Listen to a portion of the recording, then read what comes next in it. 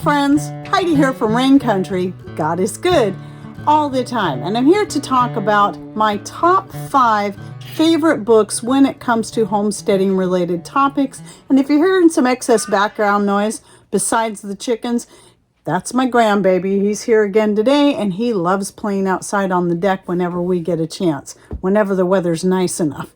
Now, before I go into these 5 books, I do want to let you know, if you are interested in this kind of topic, I have several book-related videos that go way back. I have some where I show some of my vintage and antique books I've been collecting. I have one in particular that's about building your preparedness library, where I talk about several different topics and several different books within those topics.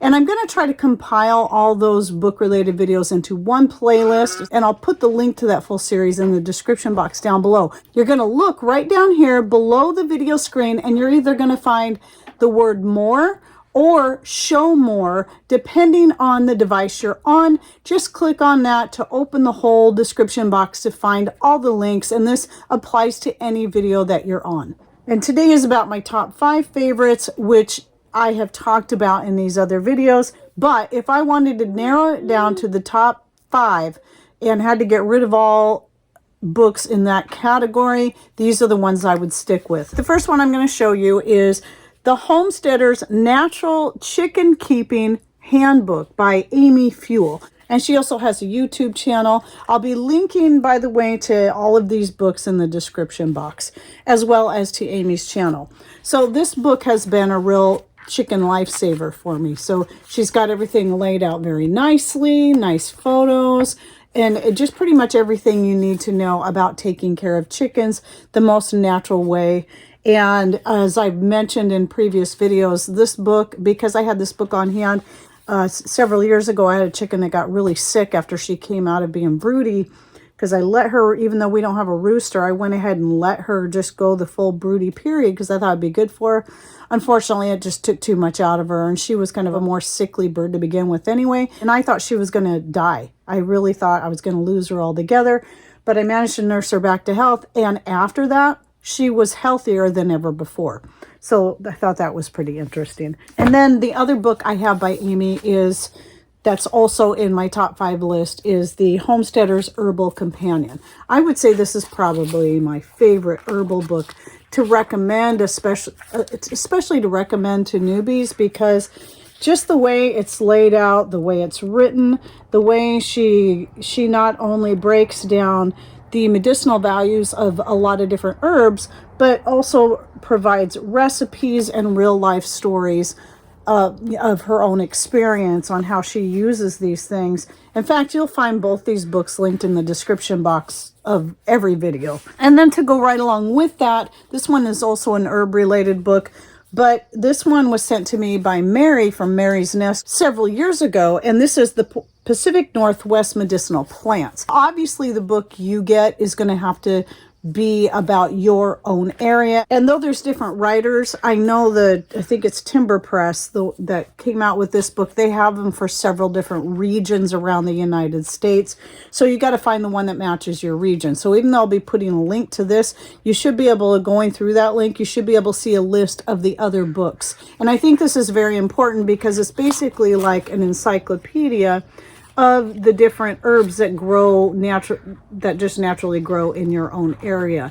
And so I highly recommend getting yourself a book at least similar to this that will apply to you. But we had another one that was about Pacific Northwest plants, but it was just more about all the plants there are out there and identifying them, where this is specifically about medicinal plants. And I like this one far better than the original one we had. And then, as far as the most comprehensive one-stop shopping kind of book when it comes to homesteading, I highly recommend Carla Emery's The Encyclopedia of Country Living. This has been out for a very long time, but it's the biggest bang for your buck because of the amount of information that's in here.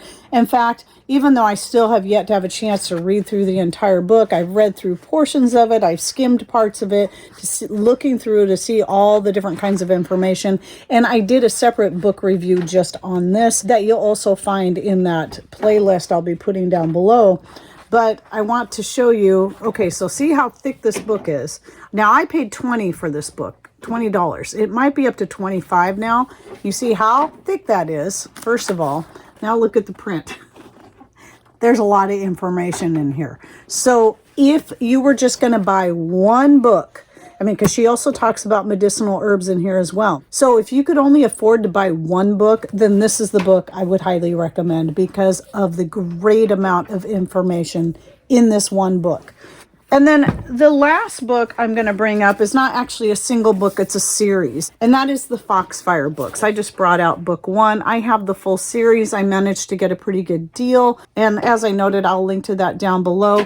The best deal to get the full set. But you can still find this in just like the first book or the first 3 books, whatever you can afford. But we just decided to bite the bullet and buy the full entire set. And we've had fun looking through these books. And this is all compiled information from people all over the Ozarks. And my father-in-law, because he was born and raised part of his life in North Carolina, actually knew some of the people that personally his family did that wrote portions of these books. So this is just, so you got to consider, this is like a lot of hillbillies, people that had to learn how to do things for themselves. They didn't have a lot of money. They couldn't afford to run to the doctor every time someone got a little tiny boo-boo.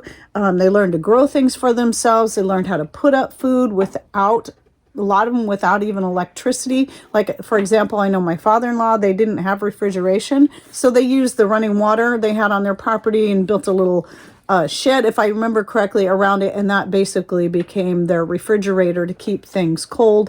A lot of their meats got preserved in fat, and that's how they got put up. At that time, his parents didn't do a lot of pressure canning. They just found other ways to put up food to get them through the year. So yes, in the video I did on preparedness related books, this is that I did cover more in that set, as well as showing a lot of pictures I took from photos that are in the book, just to kind of give you an idea of the types of things that are in there. And both this and Carla Emery's book even have information on home delivery, how to give birth at home.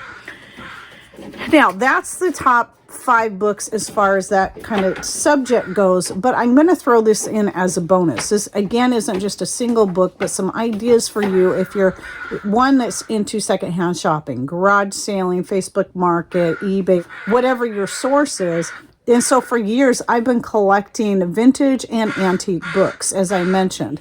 And like, here's an example of one that's copyrighted 1942, and it's called Food Gardens for Defense. So I picked this one because this actually, fits really well into the homesteading topic. But I have books of all different types. I have children's books and more. And I talk about why I go for vintage books, especially for children's books, in those videos. So I just flopped this open wherever it landed, and the chapters, this one is about bug and blight control, earliest vegetable garden secrets. So I think if you're out looking for books, try to find some vintage ones. They're going to have some of the best information that's not going to be based on the modern practices of growing your own garden. They're going to be more natural and more frugal when it comes to that. And the great thing is, a lot of these vintage and antique books, especially if you find them at garage sales and estate sales, you can get them for just 10 cents, 25 cents, 50 cents. So, I got a couple of great herb encyclopedia books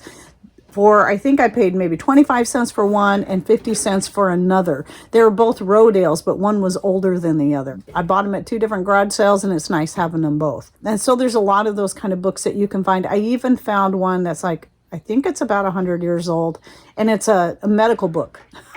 And I found it just down the street here. I think I paid $1 for it at a garage sale they were having down there. So keep your eye out for things like that when you're out and about, or just you're even shopping online for secondhand stuff. Just so much great information to get in a hard copy form, because your internet may not always be there. You may have a temporary outage or a long-term outage. It's good to have these hard copies on hand. He loves being outside and usually plays very nicely by himself outside, but I think he's liking being on camera. That must be what it is. He always manages to get me to hold him somewhere in there. So anyway, I hope you enjoyed this video. Don't forget to check out the links I'll be putting in the description box down below. And also, please share with us your favorite homesteading related books in the comments down below so others can learn from you as well. All right, well, thanks for watching. Take care and God bless.